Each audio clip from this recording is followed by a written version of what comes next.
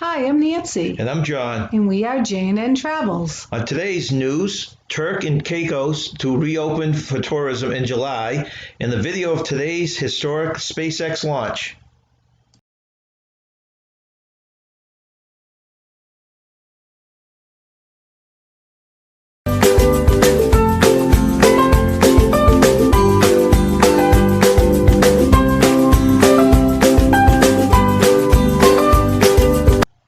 Our first news item, Turks and Caicos to reopen to tourism in July. The Turks and Caicos Islands will officially reopen its borders on July 22nd as the Caribbean destination bids to restart its tourism sector in the wake of the virus pandemic. It will come with a series of new protocols addressing stringent standards, trainings, and personal protection equipment, among other necessary measures. Those protocols will be announced in the coming weeks. Flight service will resume from the United States, Canada, and Europe to the Turks and Caicos as soon as the destination is ready, officials said.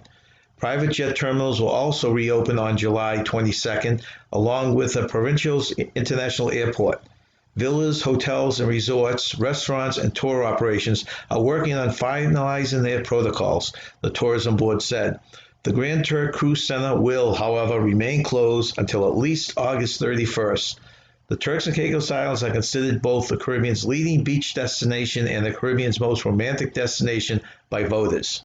Our second news story, SpaceX launches new era of spaceflight with company's first crewed mission.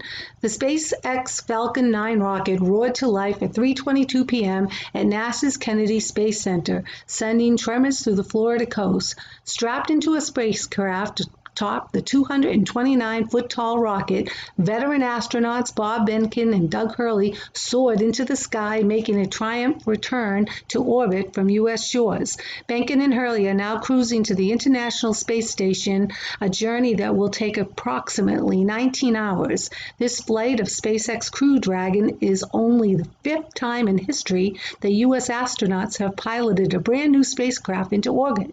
For the first time since NASA retired its space shuttles in 2011, the space agency can launch astronauts from its home shores rather than paying for seats aboard Russian spacecraft. In the new commercial crew model, SpaceX retains ownership and operational control of its spacecraft, meaning anyone with enough cash could buy a ticket to orbit. We want to send all kinds of people to space, says the director of SpaceX. Today's flight, called Demo 2, was originally scheduled for May 27th, but lightning and cloud cover near the launch pad that day forced a scrub about 17 minutes before liftoff.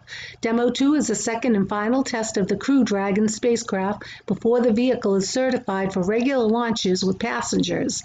If the entirety of the demonstration flight goes well, SpaceX could launch its first operational mission to transport astronauts to the ISS later this year.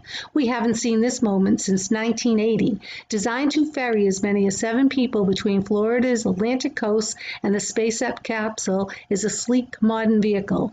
Dragon will dock with the ISS at approximately 10:29 a.m. on May 31st, where Behnken and Hurley will join U.S. astronaut Chris Cassidy and 2 Russian cosmonauts. Demo 2's cruise stay in space will last between 1 and 4 months, a duration that depends on both space station operations and the timing of the Crew 1 launch, currently set for late August. When the Demo 2 astronauts leave the ISS, they'll fly Dragon back through Earth's atmosphere and splash down off Florida's Atlantic coast using 4 parachutes.